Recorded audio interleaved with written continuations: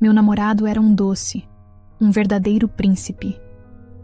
Porém, depois do casamento ele mudou para pior. E agora, parece que estou pisando em ovos com ele. Mas um anjo apareceu e me salvou. O barulho suave das ondas quebrando na praia deveria ser a trilha sonora do momento mais feliz da minha vida. O cheiro de sal e protetor solar, o calor do sol da tarde em minha pele. Tudo era perfeito, ou quase. Eu olhei para o lado, para o homem com quem tinha me casado há apenas 3 dias, Ricardo. O mesmo homem que, até a semana passada, me trazia café na cama e escrevia bilhetes dizendo que eu era a mulher da sua vida. Agora seu rosto não tinha o sorriso bobo de apaixonado que eu tanto amava. Estava sério, concentrado, como um empresário prestes a fechar um negócio. Então, meu amor, você vai fazer o que eu te pedi? Ele disse, sem tirar os olhos do mar azul de Porto de Galinhas. A palavra pedi soou estranha, quase como uma ordem disfarçada. Meu estômago gelou, um nó se formando bem no meio da minha barriga. Ricardo, a gente pode falar sobre isso depois? Estamos na nossa lua de mel. Eu só queria aproveitar. Ele finalmente virou o rosto para mim. Seus olhos, que antes me olhavam com adoração, agora pareciam me avaliar. Laura, meu bem, é exatamente por isso que estou falando. É para o nosso futuro. Quero começar nossa vida juntos do jeito certo, com organização. Que organização? Perguntei, sentindo minha voz um pouco mais trêmula do que eu gostaria. Você quer que eu pegue um empréstimo alto, e coloque o dinheiro todo na sua conta. Que tipo de organização é essa? Lembro-me de como ele era antes. Ricardo era a personificação de um príncipe encantado. Ele abria a porta do carro, puxava a cadeira para eu sentar, me elogiava na frente dos amigos e da minha família. Quando fiquei doente, ele passou 3 noites em uma poltrona desconfortável ao lado da minha cama, apenas para ter certeza de que eu estava bem. Minha mãe o adorava. Minhas amigas diziam que eu tinha tirado a sorte grande. E eu acreditava. Eu acreditei em cada palavra, em cada gesto. O pedido de casamento foi em um jantar romântico, com direito a violino e um anel que era exatamente o que eu sonhava. Eu chorei de felicidade, mal conseguindo acreditar que aquele homem tão perfeito queria passar o resto da vida comigo. Agora, na nossa lua de mel, esse mesmo homem me olhava com uma frieza que eu nunca tinha visto. Laura, vamos ser sinceros, ele disse, baixando o tom de voz, como se estivesse me contando um segredo. Você não é muito boa com dinheiro. Lembra daquela vez que você parcelou aquela bota em 10 vezes? E quando comprou aquele curso online que nunca terminou? Cada palavra era uma pequena pontada no meu peito. Ele estava usando minhas próprias inseguranças, coisas que eu mesma contava para ele em momentos de intimidade, contra mim. Isso não é justo, Ricardo. Eu sempre paguei minhas contas em dia. Aquele dinheiro do empréstimo é no meu nome. Eu tenho um bom crédito no banco por causa do meu emprego. É o meu nome que vai estar em jogo. Exatamente. E eu vou cuidar para que o seu nome continue limpo, ele disse, agora com um sorriso que não alcançava os olhos. Pense em mim como o seu guardião financeiro. Eu vou investir esse dinheiro, fazer ele render. Você não vai precisar se preocupar com nada, princesa. Só em ser a mulher linda que você é. Princesa. A palavra que antes me fazia flutuar, agora soava como um apelido para uma criança tola, incapaz de tomar as próprias decisões. A areia sob meus pés de repente pareceu fria. O paraíso ao nosso redor começou a perder a cor. Eu olhava para os outros casais na praia, rindo, se beijando, e sentia uma inveja profunda. Onde estava o meu conto de fadas? Ele tinha acabado antes mesmo de começar? Eu não sei, Ricardo. Isso parece errado. A expressão dele mudou drasticamente. O falso sorriso sumiu, dando lugar a uma dureza assustadora. Errado? Errado, Laura. É começar um casamento sem confiança. Eu estou tentando construir o nosso patrimônio, o nosso futuro, e você está desconfiando de mim? É isso? Depois de tudo que eu fiz por você? a culpa. Era uma arma poderosa, e ele sabia usá-la muito bem. Ele se levantou, limpando a areia da bermuda com tapas fortes, agressivos. Eu vou dar uma volta para esfriar a cabeça, ele disse ríspido. Pense bem no que você quer para a nossa vida. Se quer ser minha parceira de verdade ou se vai ficar criando caso por besteira. Ele se afastou, caminhando pela beira do mar, um estranho na paisagem que deveria ser nossa. Fiquei ali, sentada na canga, sentindo as lágrimas quentes escorrendo pelo meu rosto. Eu estava sozinha, em um lugar lindo, com o coração partido. A dúvida me consumia. Será que eu estava errada? Será que eu era mesmo incapaz e ele só estava tentando ajudar? Aquele homem era o amor da minha vida, o meu porto seguro. Talvez eu devesse confiar nele. Naquela noite, o clima no quarto do hotel era pesado. Ele mal falou comigo. Apenas ligou a televisão e ficou assistindo a um jogo de futebol, como se eu não existisse. A distância entre nós na cama parecia um abismo. Eu queria consertar as coisas. Queria de volta o meu Ricardo, o meu príncipe.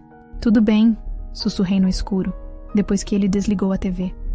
Eu faço um empréstimo. Senti a cama se mexer quando ele se virou para mim. No escuro, não pude ver seu rosto, mas senti sua mão no meu cabelo. Eu sabia que você ia entender, meu amor, ele disse, a voz suave novamente. Você vai ver. É o melhor para nós. Ele me beijou na testa e virou para o lado, dormindo quase que instantaneamente. Mas eu fiquei de olhos abertos por horas, olhando para o teto, sentindo um medo que eu não conseguia nomear. Na manhã seguinte, ainda do hotel, usei o aplicativo do meu banco e, com o coração na mão, solicitei o valor que ele queria. O dinheiro caiu na minha conta em poucos minutos. Transfere para mim agora, ele disse, olhando por cima do meu ombro, enquanto eu tomava meu café. Eu obedeci. Digitei os dados da conta dele, o valor total, e apertei confirmar. Vi o comprovante aparecer na tela. Meu saldo, que tinha as economias de uma vida inteira de trabalho, agora estava zerado, e eu ainda devia uma quantia assustadora ao banco. Ele sorriu, um sorriso genuíno dessa vez. Pegou o celular dele, checou o aplicativo do banco e me deu um beijo estalado na bochecha. Viu só como é fácil quando a gente confia um no outro? Agora sim, estamos começando nossa vida. Vem, vamos aproveitar o último dia nesse paraíso. Ele me puxou pela mão animado, mas para mim, o paraíso já tinha se perdido. E enquanto eu caminhava ao lado dele, com um sorriso forçado no rosto, eu só conseguia pensar em uma coisa. Com quem eu tinha me casado, de verdade. A volta da lua de mel foi como acordar de um sonho e cair em um pesadelo. Aquele paraíso tropical, que deveria ser o cenário das nossas melhores memórias, tornou-se o marco zero da minha nova realidade. O Ricardo carinhoso e atencioso do namoro desapareceu completamente, dando lugar a um homem controlador e irritadiço que parecia ter prazer em me diminuir. A nossa casa, que eu decorei com tanto amor, pensando em cada detalhe para ser o nosso ninho, virou um campo minado. Eu vivia com a sensação constante de que, a qualquer momento, eu poderia dizer ou fazer algo errado e detonar uma explosão. Tudo começou com coisas pequenas. A toalha molhada em cima da cama. O copo fora do lugar. O jantar que, segundo ele, estava com um pouco de sal a mais. Eram críticas disfarçadas de conselhos para o nosso bem. Meu amor, você precisa ser mais cuidadosa. Uma casa organizada reflete uma mente organizada. Ele dizia, com aquele tom professoral que me dava calafrios. No início eu tentava argumentar. Ricardo, foi só uma toalha. Eu trabalhei o dia todo, cheguei cansada. Cansada? Laura, eu também trabalho. E muito. A diferença é que eu consigo manter minhas coisas em ordem. Não é pedir muito, é? Só um pouco de capricho. Estou tentando te ajudar a ser uma dona de casa melhor. Dona de casa. Eu tinha um emprego, uma carreira. Eu era analista em uma empresa de logística. Tinha responsabilidades. Liderava uma pequena equipe.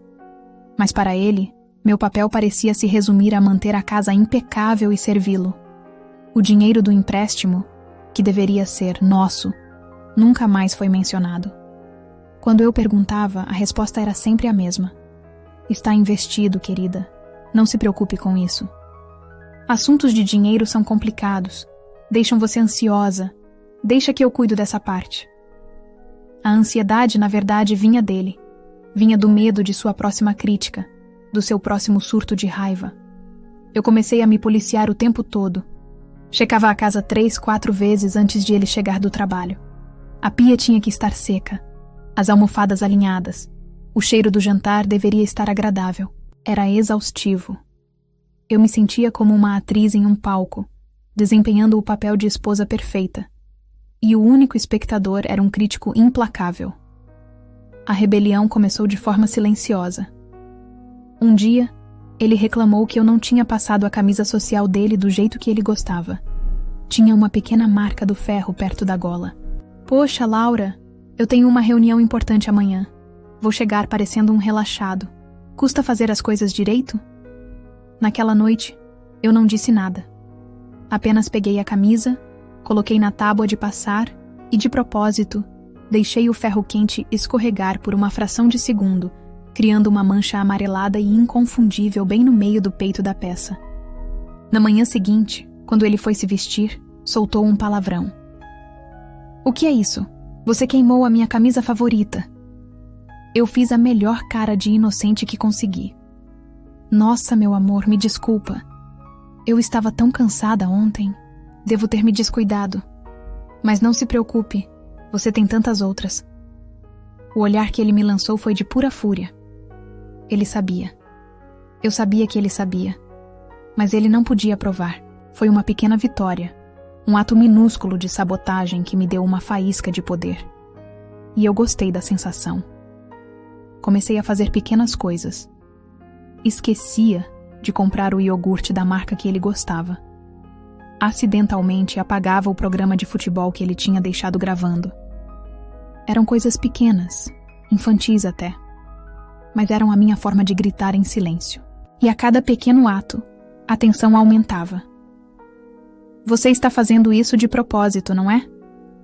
Ele me confrontou uma noite, depois de encontrar o controle remoto da TV dentro da geladeira.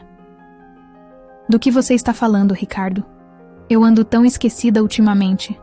Deve ser o estresse do trabalho, eu disse com a voz mais calma que consegui. Não se faça de idiota, Laura! Ele gritou, e eu me encolhi. Você acha que eu sou trouxa? Desde que voltamos daquela viagem, você está estranha, rebelde. Qual é o seu problema? É o dinheiro? Já disse para não se preocupar com isso. O meu problema, Ricardo, é que eu não me sinto mais em casa. Eu explodi, as palavras saindo antes que eu pudesse contê-las. Eu não posso relaxar, não posso ser eu mesma. Eu vivo pisando em ovos com medo de você explodir. Eu sinto falta do homem com quem eu namorei. O rosto dele se transformou. A raiva deu lugar a uma expressão de mágoa, de vítima. Era outra de suas armas. Pisando em ovos? Laura, eu só quero o melhor para nós. Eu me mato de trabalhar para dar uma vida boa para você. E é assim que você me agradece? Me chamando de monstro? Tudo que eu faço é pensando no nosso futuro. Se eu pego no seu pé com a organização, é porque eu quero que a gente viva em um lugar agradável. Se eu cuido do dinheiro, é porque eu tenho mais experiência. Você é muito emotiva, leva tudo para o lado pessoal. Eu sou o homem da casa, é meu dever cuidar de tudo, inclusive de você. Ele se aproximou tentando me abraçar, mas eu recuei. O toque dele, que antes era meu refúgio, agora me causava repulsa. Não encosta em mim, eu disse, a voz baixa e firme. Ah, é assim agora? Ótimo, ele disse se afastando. Fica aí com a sua rebeldia. Mas depois não venha chorando para mim quando perceber que só está estragando o nosso casamento. A culpa vai ser toda sua. Ele pegou a chave do carro e saiu, batendo a porta com força. O som ecoou pela casa silenciosa. Eu desabei no sofá, tremendo. As palavras dele ecoavam na minha cabeça. A culpa vai ser toda sua. Ele era mestre em inverter a situação, em me fazer sentir a vilã da história. Eu me sentia mal, culpada, como se realmente estivesse destruindo a única coisa boa que me aconteceu. Será que eu estava exagerando? Será que o problema era eu, que não sabia aceitar o cuidado dele? A dúvida era um veneno lento. Eu olhava para as nossas fotos do namoro, espalhadas pela estante. Nós parecíamos tão felizes. O que tinha dado errado? A resposta estava bem na minha frente, mas eu ainda não queria enxergar. Eu ainda tinha esperança de que o meu príncipe voltasse. Mas ele não voltou. Pelo contrário, a minha pequena rebelião fez com que ele se tornasse ainda mais autoritário. Ele começou a controlar minhas saídas com as amigas, a ligar no meu trabalho para saber que horas eu sairia, a questionar cada centavo que eu gastava do meu próprio salário. A sensação de pisar em ovos se tornou constante. O ar na nossa casa era rarefeito, pesado, e eu sabia, no fundo da minha alma, que o conflito estava apenas começando. A guerra estava declarada. A calmaria antes da tempestade veio em uma manhã de sábado. Eu acordei com o cheiro de café fresco, e Ricardo entrando no quarto com uma bandeja. Tinha pão na chapa, do jeito que eu gostava, e um pequeno vaso com uma margarida. Por um instante, meu coração vacilou. Era um fantasma do homem por quem eu me apaixonei. Ele sorriu para mim, um sorriso largo e charmoso. "Bom dia, minha princesa dorminhoca", ele disse, me dando um beijo na testa. "Fiz um café especial para a gente começar bem o fim de semana." Eu me sentei, desconfiada. Gestos assim tinham se tornado raros e nunca vinham de graça. Havia sempre um preço. Agradeci em voz baixa e comecei a comer, o pão parecendo papelão na minha boca. Ele me observou com uma intensidade que me deixou nervosa. "Sabe, Laura", ele começou depois de um longo silêncio. "Eu andei pensando muito sobre nós, sobre as nossas discussões, e eu sei que andei pegando pesado com você. Me desculpa." Eu quase engasguei. Um pedido de desculpas? Aquilo era inédito. Olhei para ele, tentando encontrar algum sinal de sinceridade em seus olhos, mas só vi uma expectativa calculada. "Tudo bem, Ricardo", respondi cautelosa. Não está tudo bem. Eu quero que as coisas voltem a ser como antes. E para isso a gente precisa de confiança total, transparência. Por isso, eu resolvi umas coisas pra gente, para facilitar a nossa vida. Ele se levantou e foi até a cômoda, de onde pegou uma pasta de plástico. Meu estômago despencou. O preço do café da manhã estava chegando. Ele voltou para a cama e colocou a pasta no meu colo. Dentro, havia algumas folhas de papel timbrado, cheias de parágrafos densos e letras miúdas. "O que é isso?" perguntei, sentindo o ar ficar mais pesado. "É só uma formalidade, meu amor. Uma procuração", ele disse, como se fosse a coisa mais simples do mundo. Eu conversei com o gerente do banco e com um pessoal de investimento. Para eu poder movimentar o nosso dinheiro, aquele do empréstimo e o que a gente for juntando, e aplicar nas melhores oportunidades, eu preciso da sua assinatura. É para o nosso futuro render mais. Assim, você não precisa se preocupar com nada, nem ir ao banco, nem ler contratos chatos. Eu resolvo toda a burocracia. É um jeito de eu cuidar de você, entende? Eu folheei os papéis. As palavras plenos poderes, irrestrito, irrevogável, saltavam aos meus olhos, mesmo que eu não entendesse completamente o jargão jurídico. Eu entendi o essencial. Ele não queria apenas o dinheiro do empréstimo. Ele queria tudo. Meu salário, minhas economias, meu futuro, o controle total. Aquele café da manhã não era um gesto de paz. Era o queijo na ratoeira. O pânico subiu pela minha garganta, frio e amargo. Minha mente entrou em parafuso. Se eu dissesse não, ele explodiria. A máscara de bom moço cairia e o monstro apareceria. Ele me acusaria de desconfiança, de sabotar o casamento, e a pressão seria insuportável. Eu precisava de tempo. Precisava pensar. E então, em um lampejo de pura inspiração nascida do desespero, uma ideia surgiu. Eu levei a mão à barriga, me curvando para frente e soltando um gemido baixo. "O que foi?" ele perguntou, a irritação já aparecendo em sua voz por causa da interrupção. "Ai..." Ricardo. Cólica. Eu murmurei, fazendo a melhor cara de dor que consegui. Veio do nada. Está muito forte. Cólica. Agora, Laura. Ele disse incrédulo. Não sou eu que escolho a hora. Respondi, com a voz embargada. Ai, meu Deus. Está doendo muito. Eu preciso de um remédio e deitar um pouco.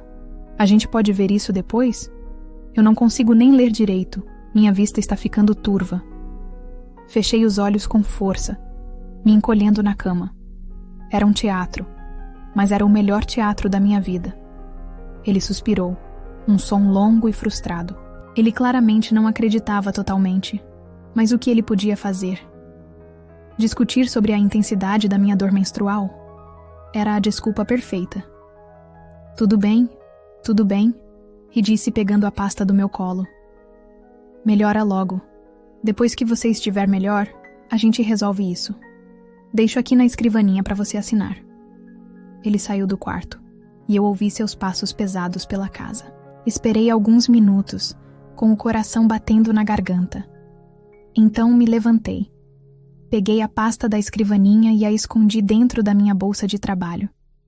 Fui até o banheiro, abri o chuveiro para fazer barulho e me troquei.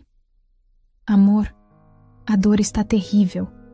Vou rapidinho na farmácia comprar um remédio mais forte, gritei da porta. Tá, ele respondeu de longe. Saí de casa tremendo, mas não era de dor. Era de medo e de uma determinação que eu não sabia que possuía. Dentro do carro, minhas mãos suavam tanto que o volante escorregava. Eu não fui para a farmácia. Peguei o celular e pesquisei por advogada de direito da família. Eu queria uma mulher. Sentia que só outra mulher poderia entender a urgência e a delicadeza da minha situação.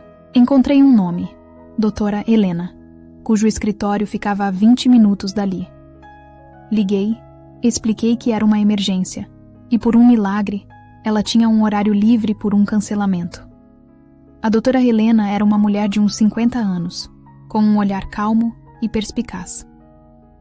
Ela me ouviu em silêncio, sem interromper, enquanto eu contava minha história, a voz falhando em alguns momentos. No final, entreguei a ela os papéis que Ricardo queria que eu assinasse.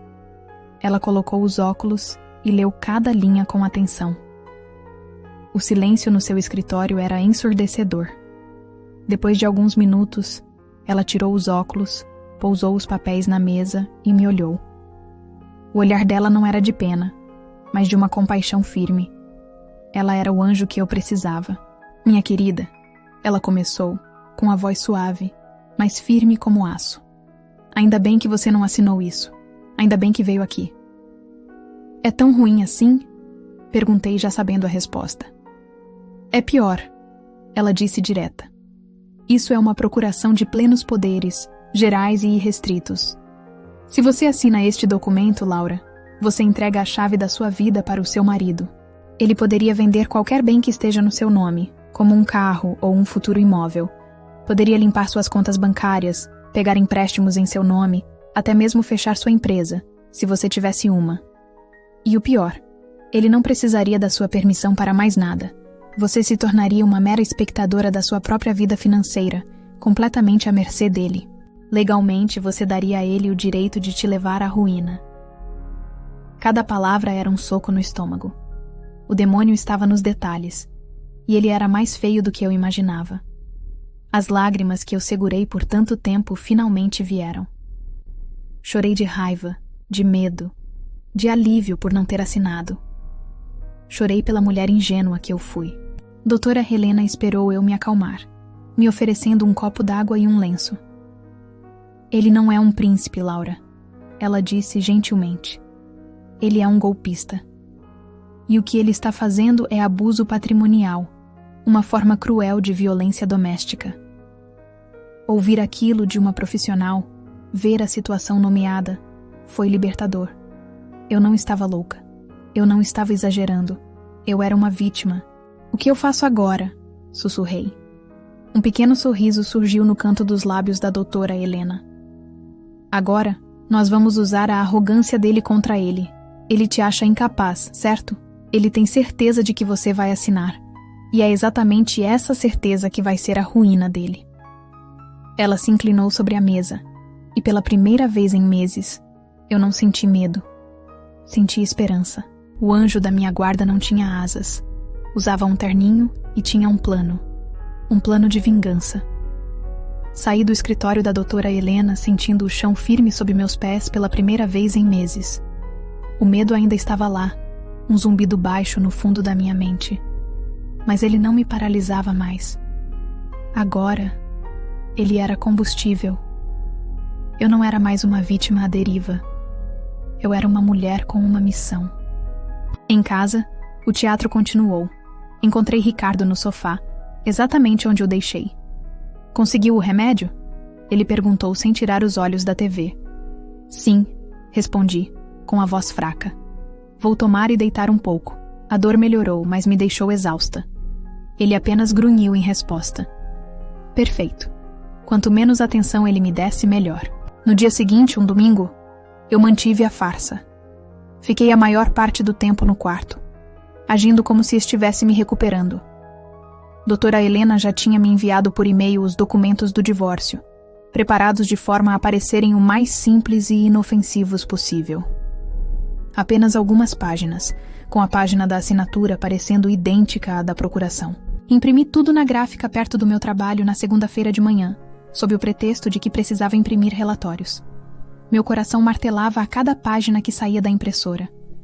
A noite de segunda-feira foi a noite do ato final. Esperei que ele chegasse do trabalho e jantasse. Eu preparei seu prato favorito. Servi com um sorriso contido, o sorriso de uma esposa submissa, que finalmente entendeu o seu lugar. Ele adorou. A arrogância dele o deixava cego. Depois do jantar, enquanto ele estava relaxado e satisfeito, eu respirei fundo e comecei. Ricardo, chamei da mesa de jantar. Eu estou me sentindo melhor. Se você quiser, podemos assinar aqueles papéis, para resolver isso de uma vez. Os olhos dele brilharam. Era a música que ele queria ouvir. Ótimo, meu amor. Que bom que você está sendo sensata, ele disse, se levantando e indo buscar a pasta na escrivaninha do quarto, onde ele a tinha deixado. Enquanto ele estava fora da sala, minhas mãos se moveram com uma velocidade que nem eu sabia que tinha. Tirei da minha bolsa os papéis do divórcio, já cuidadosamente organizados. Coloquei-os sobre a mesa e por cima a primeira folha da procuração. O resto da procuração demoníaca eu enfiei no fundo da minha bolsa. Quando ele voltou, a armadilha estava montada. Ele se sentou na minha frente, abrindo a pasta. Eu a interceptei. Deixa que eu arrumo, disse, com a voz um pouco trêmula. Minha mão ainda não está 100% firme por causa do remédio.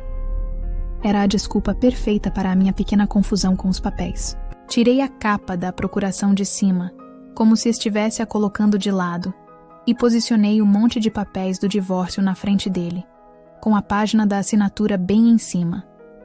É aqui? Perguntei, apontando para a linha do meu nome, parecendo uma criança pedindo instrução.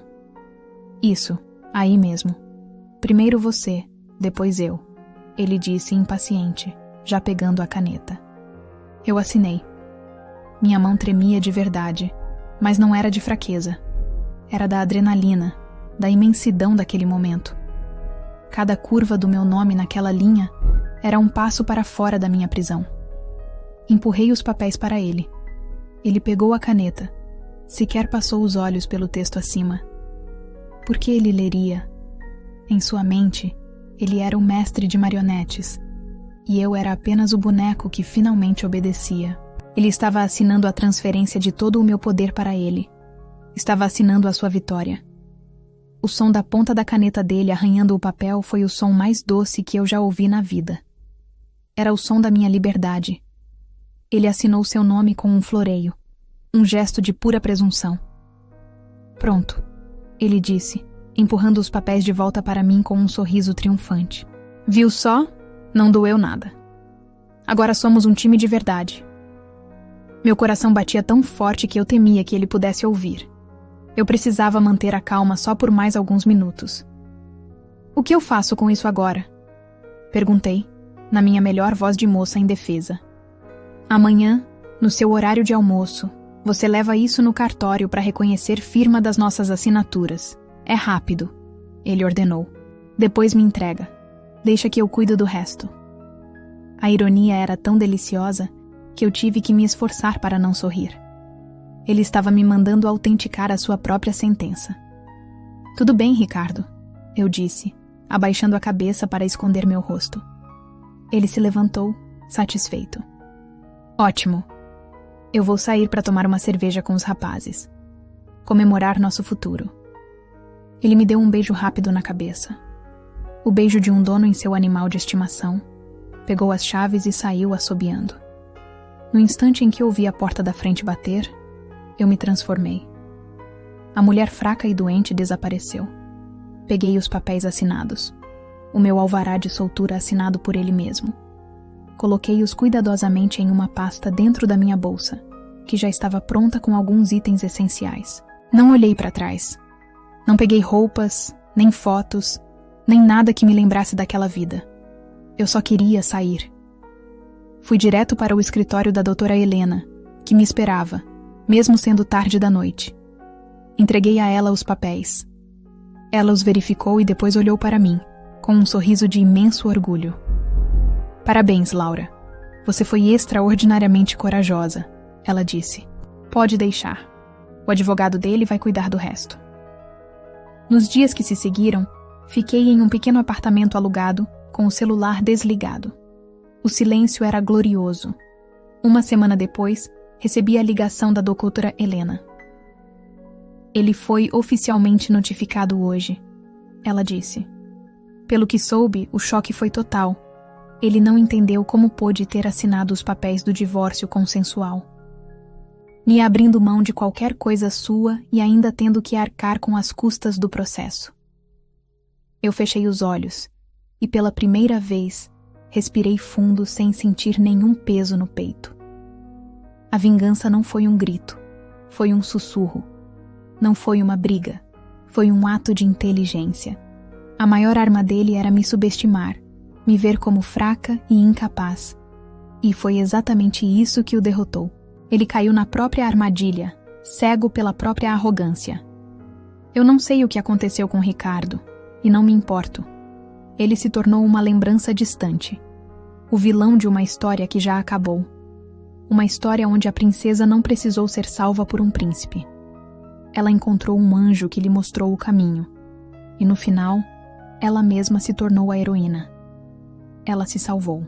E eu, pela primeira vez em muito tempo, estava pronta para começar a escrever o meu próprio Felizes para Sempre. Sozinha, livre e, finalmente, em paz. Muito obrigado por assistir. Comente seu nome e de que parte do Brasil você é. Por favor, compartilhe, curta e se inscreva no canal. Veja este outro vídeo especial que separei para você. Até mais.